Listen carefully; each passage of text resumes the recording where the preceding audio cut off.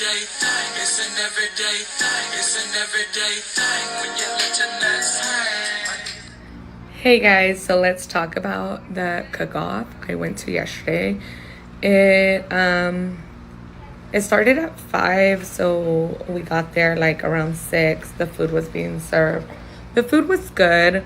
The only thing I can say about the cook-off is make sure you're getting good tickets. Like, my husband and I went to Big Bertha.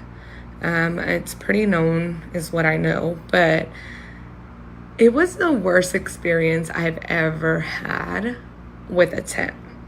And I go every year, okay?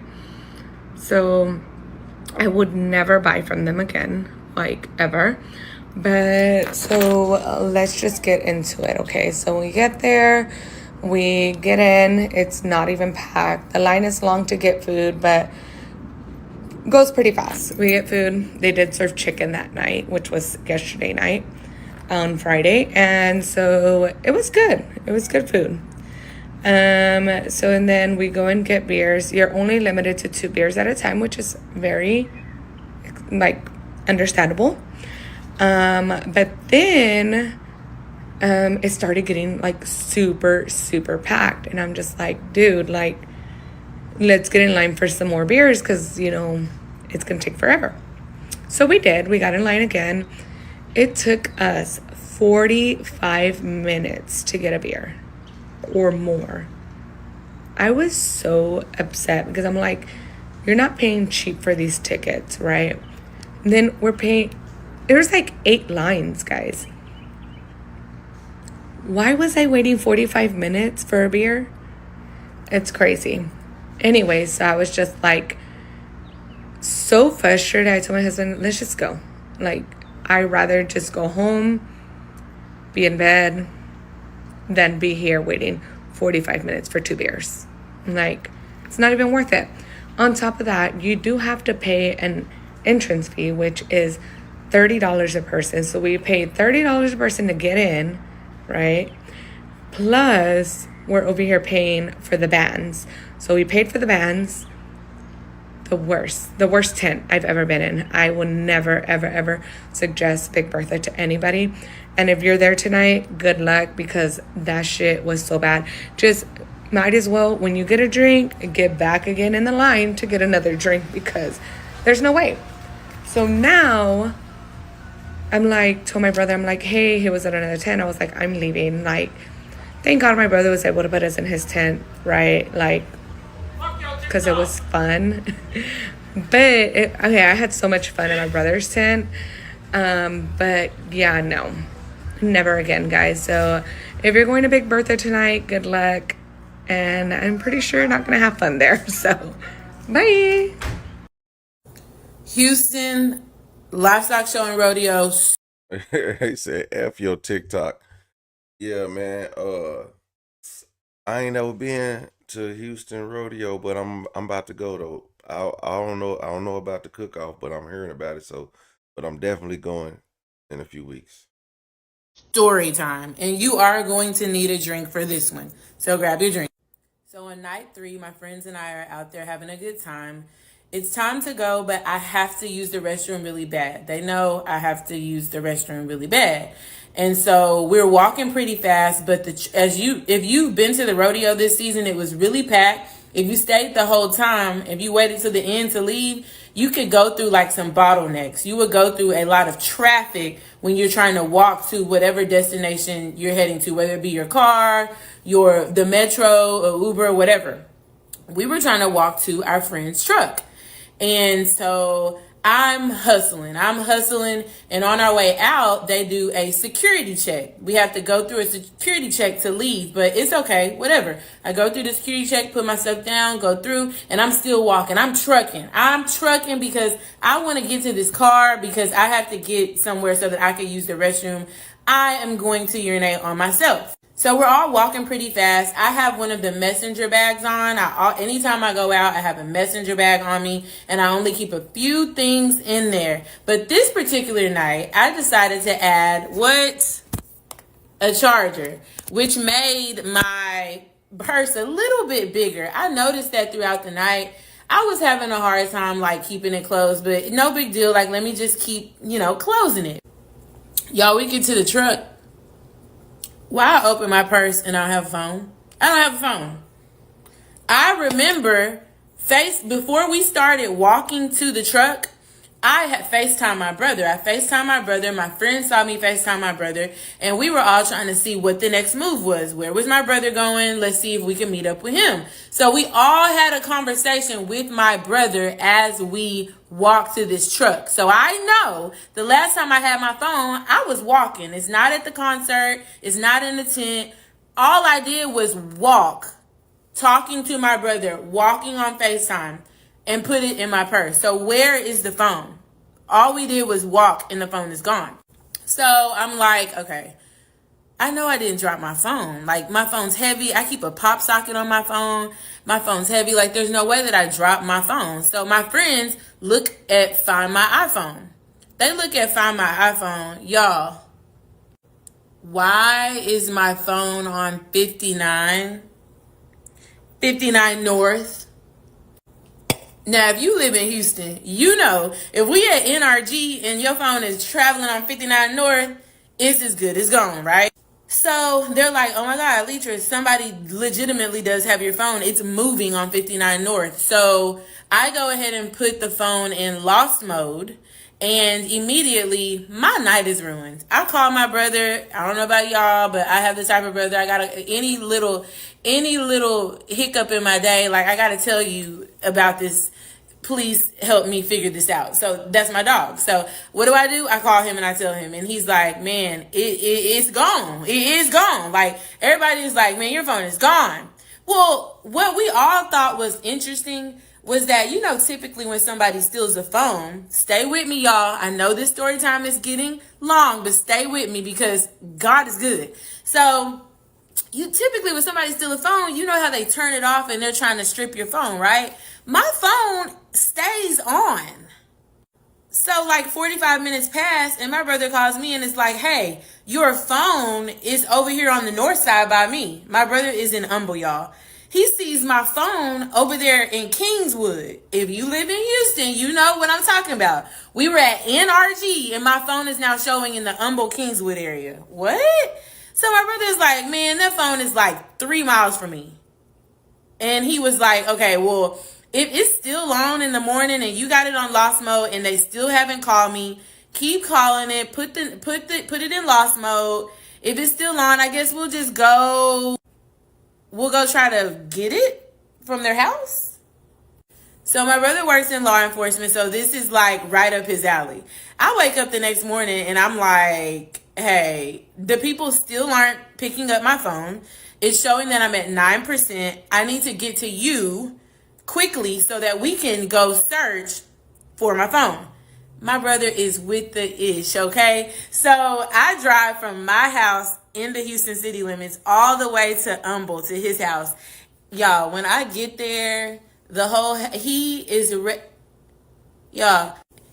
ready to go. Investigative skills, okay? So he is fully dressed, ready to go. We got our eyes, so we're using his phone to find my iPhone because he has my location. We're using his phone and we see that my phone is still in Kingswood. It's on. It has 9%. Nobody's answering it, and we know if they stole it, they would have like answered the phone or turned it off so that they could strip it, right? Girl, let me tell y'all. So we get in the car, right? And he is like, okay, we have things in here to protect us. If you know, you know. We have some things in the car to protect us. And we literally just put in the GPS where it says my phone is. We get closer and we're in a neighborhood in Kingswood. It says, your destination in 500 feet is on your right. We're driving through this neighborhood. Leitra's destination is on your right. You've made it to her destination. Y'all, we look to the right. And I look at my brother and I'm like, hey, it doesn't look like a crack house. It looks like a nice home. There's nice cars in the driveway. Like, what's the plan? And he said, okay, park right here so that you're an eye shot away from the front door. You got what's going to protect us right here. And I'm going to go up and ring the doorbell. Stay ready, okay? So I rolled down the window so I could hear the conversation just in case. My brother gets out of the car. He walks up to the house and rings the doorbell. Nobody answers, but we hear a dog. After his second ring, a white male who appears to be tired and also appears that he threw some clothes on to answer the door says hello. And my brother, nice, in a nice tone, says hello. My name is, and my sister went to the rodeo last night. Did you go to the rodeo? And the man was like, no. My brother was like, sir, did you go to the rodeo? My sister lost her phone and is pinging at your house in your driveway. Like, we see that it's at your house in your driveway. And he says, well, yeah, me and my wife, we did go to the rodeo last night, but we don't have a phone. And my brother was like, but sir, let me show you. Let me show you. It's pinging right here in your driveway, not even in your home. It shows in your driveway. And the man was like, So at that point, I was like unsure. So I get out the car because I'm like, if I gotta drop this guy, I'm ready to fight. Like, me and my brother, we got this. And the man was like, y'all can actually check my truck. I really don't know what's going on. So my brother and I have showed up at this house because we see that my phone is pinging in their driveway. You'll have to click here for part 1 to go back to part 1 to get the backstory. I'm gonna just jump into this. So my brother was like, sir, it's pinging right here in your driveway. And the man was like, well, me and my wife came straight home. We don't have anyone's phone, but we can look in my truck. The man is like, certain. So at that point, I'm coming up the driveway and my brother is walking towards the truck with the man.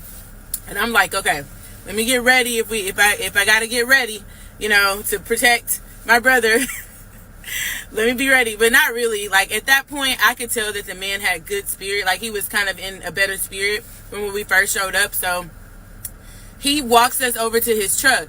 While the man is unlocking his truck, they're walking over, and it's like a Ford F-150, right? So they're pretty tall.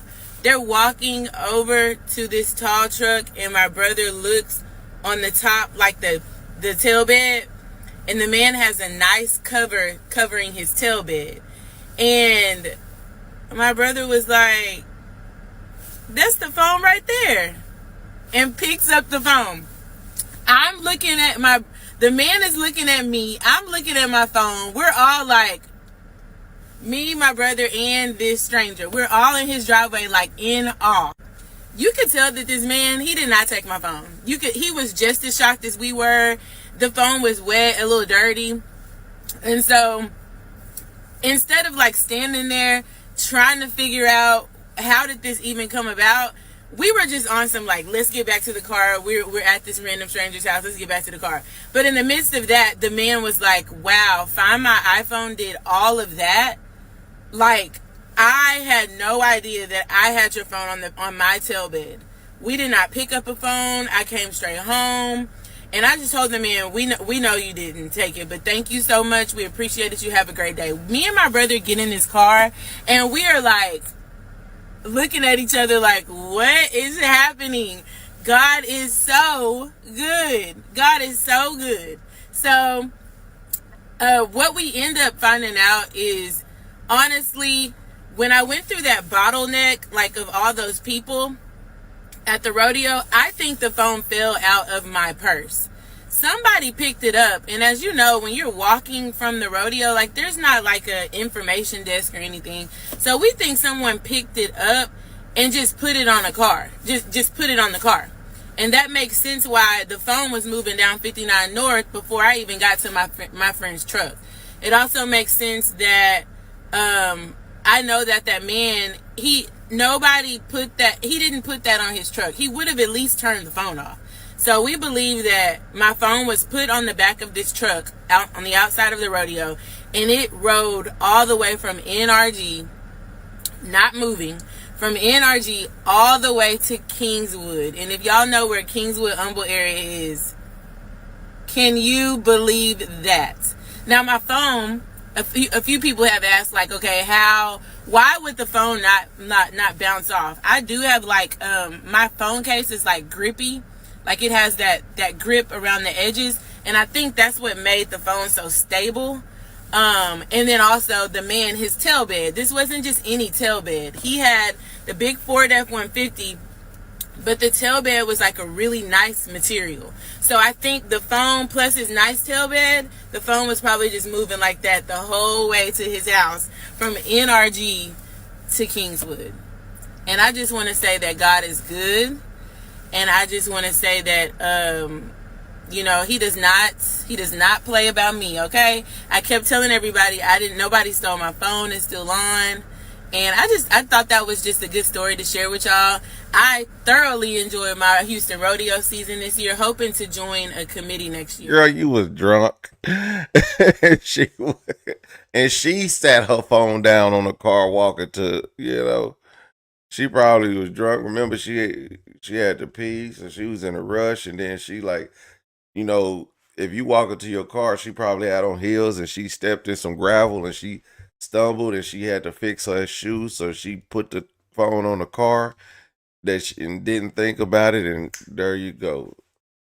Story over. Good morning. Before I get my day going, I said that I was going to do my due diligence. Now, if you woke up this morning and you saw that your car is messed up on the left side, the driver's side, I had to think about it. Right hand itching. Thank you, God. Back to the story, y'all. If you woke up this morning and you live in Houston, Texas, or you was in Houston, Texas on last night, specifically at NRG Stadium, driving, let me tell you, I did get the details. If you were driving a white Jeep Rubicon, license plate, P as in Paul, U as in umbrella, R as in Randy, 2668, I have the video of the person that hit your vehicle over 12 times. He constantly hit your vehicle. He was in a Huey's work van, Sprinter truck precisely. No worries, I'm going to drop the small clip of the video, and that doesn't even do your vehicle justice. But he hit it over 12 times, ma'am. I was directly behind him. He was having a hard time turning into the parking area, and he cut too close to your vehicle. And I'm not even sure if you're a ma'am. You could be a sir. So I do apologize for that specification. But he hit your vehicle numerous times. After I got out of the vehicle to try to see if I can assist him to stop hitting your vehicle so much, another gentleman was already trying to help. I then got back into my vehicle. They successfully got him out of that tight area. He then proceeded and drove off. I just wanted to share that I did get down and, excuse my occasion in Creole accent, I did get out of the vehicle. Get down means get out of the vehicle. I got out of the vehicle and I went to the NRG staff, and I did report the incident. I also did notify the cops on your behalf, per NRG's staff instructed me to, being that I was one of the witnesses. So I'm not sure if you were still there on last night, but it did send some of HPD police officers there. Again, it's a Huey's truck. I'm gonna drop the video clip. It happened around 9:37 p.m. on last night in Houston, Texas. If you were at the rodeo at the NRG Stadium.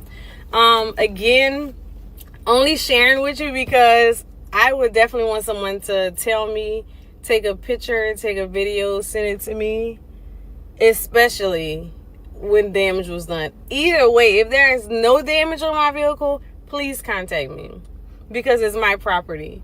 So in your case, I'm sure your vehicle is super damaged on the side because he hit it so much times. I just want to let you know that I do have that information, And my learning lesson from experiences like this is not to drive at those type of events, to potentially order Uber or Lyft, because there are people that exist in this world that will hit your vehicle and leave. I certainly do apologize that you were a victim last night. But thankfully, there's people like me in this world who unfortunately gets to witness things like this. And I don't know. I wish someone would show me if that would happen to me. God forbid it doesn't. But in the case that it does, this is my due diligence on today, and I'm trusting that the universe will turn that is in the same. But I'm gonna drop the video shortly for you.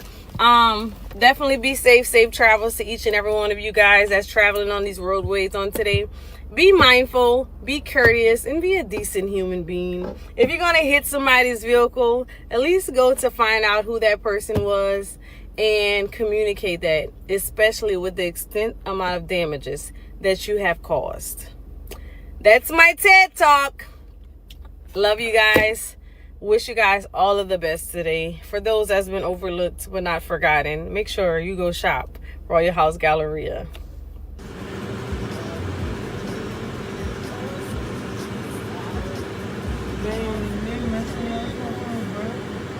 God dang, bro. That's crazy. Peace. Good morning. Yeah, all he had to do was back out straight. I don't know. I mean, she did all that talking and showed that little bitty short video. That's all you showed. I thought we was gonna get like 2-3 minutes of a video. That was just a short clip, but that, he messed up my Rubicon. Gonna have some problems on for real. And my allergies is tripping. But yeah, terrible situation. But it's some good folks out there in Texas. Okay, let me explain Rodeo Cookoff from someone that's been going for 30 years. I used to work for a country radio station, and this was part of our big corporate entertainment client experience that we offered to some of our top clients, or people that we wanted to be our top client. It was always very corporate. It was a business expense. You always partnered with a cook team. I never knew Cookoff to be something where people were charging people. It's always been private. It's always. So back then, I think it was like $10 to get on the grounds, and then you went to the tent where you had a wristband. So this is what I'm understanding based on social media, because I was out there on Thursday night and didn't even know people were having to pay to go in different people's tents. I guess people have gotten together, and now they're taking rodeo as a chance to make money. Now, here's a question I have for y'all. Has it always been like this and I just didn't know? Because that's not really how it's supposed to be. From what I understand is that people are getting together, getting a tent, and then charging people to come in to eat and drink. And what the experience was at this year's rodeo is that people were paying to go into these people's tents, and then it wasn't really enough food, and it wasn't any drinks, or the line to get food. Here's what I heard. A, either it was limited food, limited drinks, or B, the lines to get food or lines to get drinks was, you spend half the night waiting in line. So in contrast to that, for example, the tents that I was in, one being Radio One, which is a corporate sponsor, they had sponsored bar, so you just went up there and got a drink. There was no line, maybe one person in front of you. Same thing with the food, and the food was delicious. I don't know who the cook team was, but that brisket, chef's kiss, loose cut, just the way I like it. That is really how the experience should be. You pay to get on the grounds, and then you can visit other tents, but it's usually other people that have sponsored tents. So my other friends that I did know that were there were also in sponsored tents. So we were escorted in or provided wristbands for their tents. You're really not supposed to be paying, okay, to go to Cookoff. If you want to pay, just wait and go to rodeo. Now, that's my 2 cents. So what's really going on with this? I don't know. Doing? I gotta see. She's riding her Harley, Dad. Yeah, but it's orange. That's cute. She was doing. I guess she was doing the left signal. Oh, you're supposed to signal? Y'all don't have to. Anyway, I digress. I gotta go, y'all. Bye. So I'm gonna give y'all some tips about the rodeo so y'all don't make the same mistakes I did last year. Number 1, do not wear heels or any type of heel boots. You're gonna be doing a lot of walking, and you do not want to be the friend that's left behind, always got to sit down. And when I tell y'all that was me last year, I wore boots, but I wore heel boots and my feet were hurting. Number 2, if you can, go to the actual like livestock show or the concerts or the agriculture section of it. I feel like if you go to the just like the rodeo or the carnival part of it, it is fun, it is cool, but like, I don't know, I just didn't feel like I got this full experience. So this year I will be going to the livestock show. Number 3, if you can go with a group or at least 3 or more people, it's going to be more of a fun, enjoyable experience. Last year, just me and my sister went, and it was still fun, but like, I feel like I would have had way more fun if I had more friends with me at the time. Number 4, this is for the girls. Do not come out here with straight ass silk press hair. Like, it's humid, it's hot, you're going to be sweating, your leave out's going to be sweated out. Like, I'm fixing this before next week, trust me, and I got a little leave out right now as well. But if you can do like braids, a real slick ponytail braid of some sort, I would definitely do that, so that way your hair still looks cute for the pictures and you can walk around and look cute for everybody else too. Number 5, do not buy tickets from anyone else. Buy straight from the rodeo website. I feel like a lot of the times they're different tickets to different events, and this goes for any events that you're here for during spring break, not just the rodeo. Make sure you're buying it directly from the sites, because people be out here scamming, and I don't want you to get scammed, babe. I hope those tips helped, and I hope you have a great time at the rodeo. Bye. I have 3 tips for you if you are planning to come to Houston during the Houston Rodeo. 1, ditch the Party City hats. Like, don't disrespect yourself. Don't disrespect the city by showing up to the rodeo with them cheap ass hats. And I can tell who's not from here just by last year. A lot of you ladies were walking around in heels.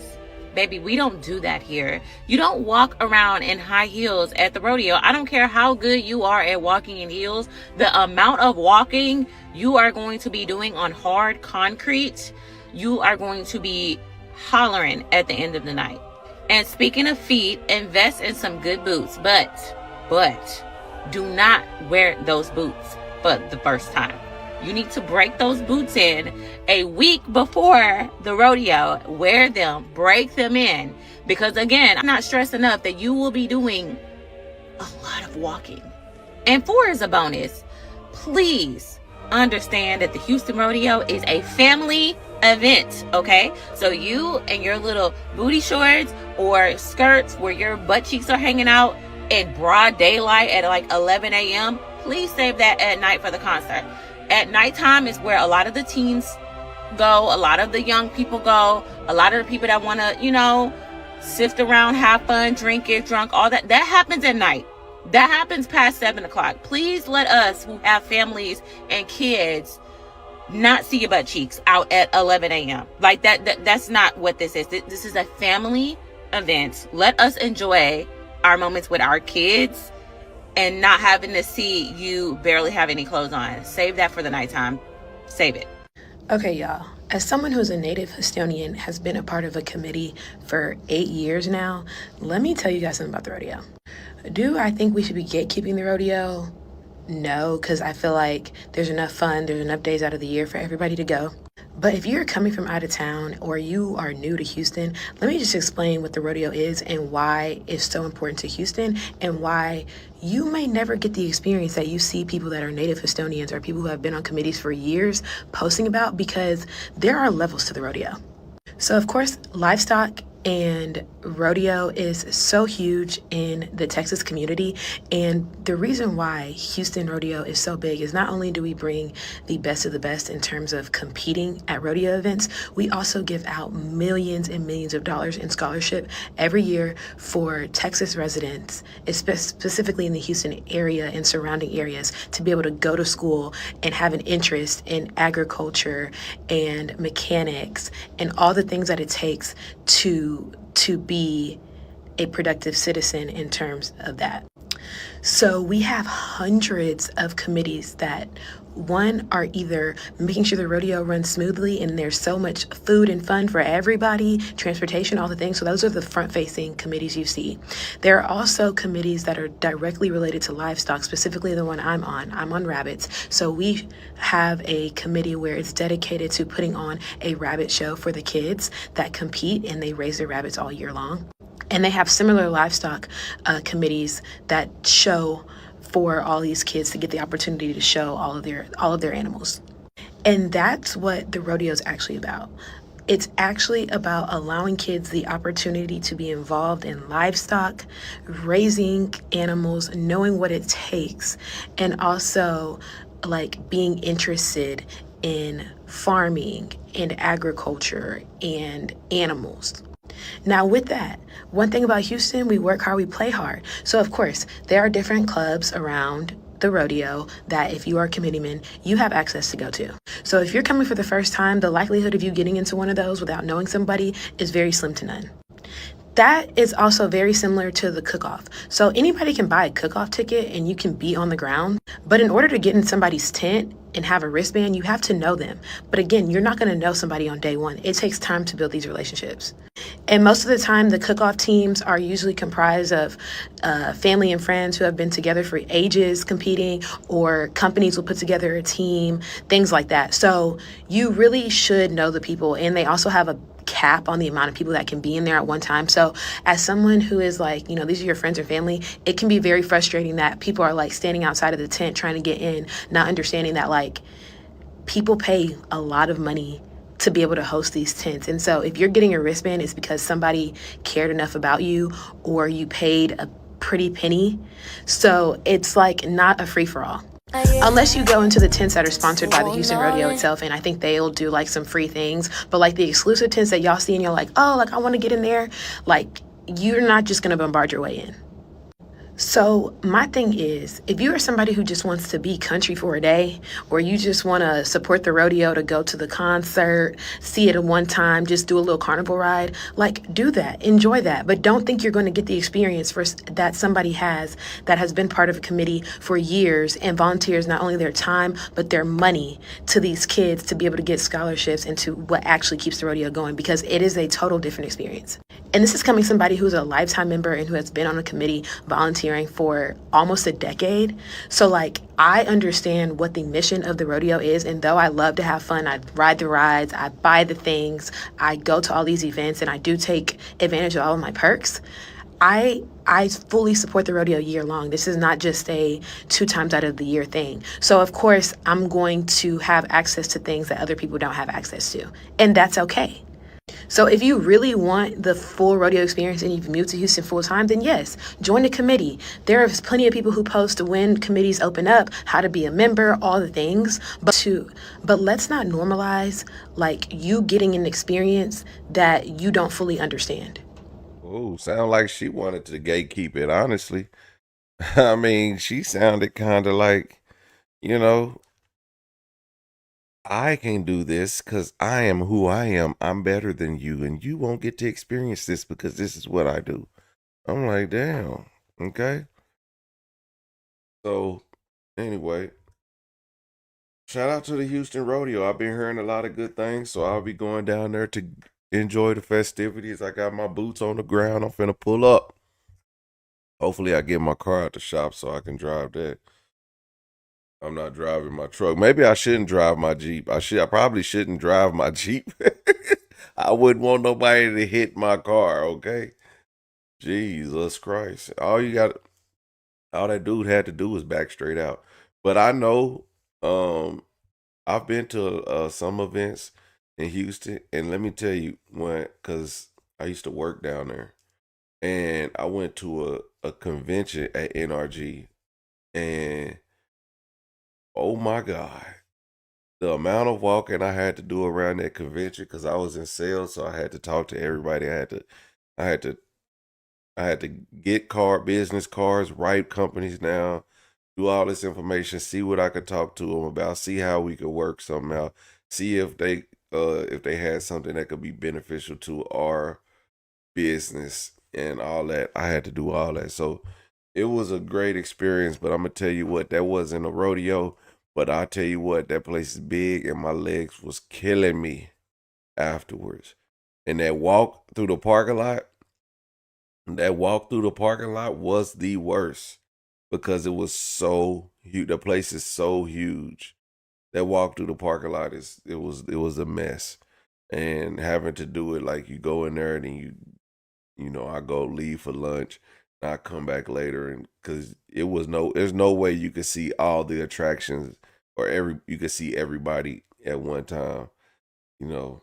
But definitely know Houston is it's a place to be, and so that NRG Stadium is huge. The convention center is huge, and they right next to each other. So, and that's like on the south side. So when that lady was like up 59, and Humble is way on the north side. Humble is like way north, way north. So it's like Houston time, like an hour and a half drive through traffic at any time, any given time of the day.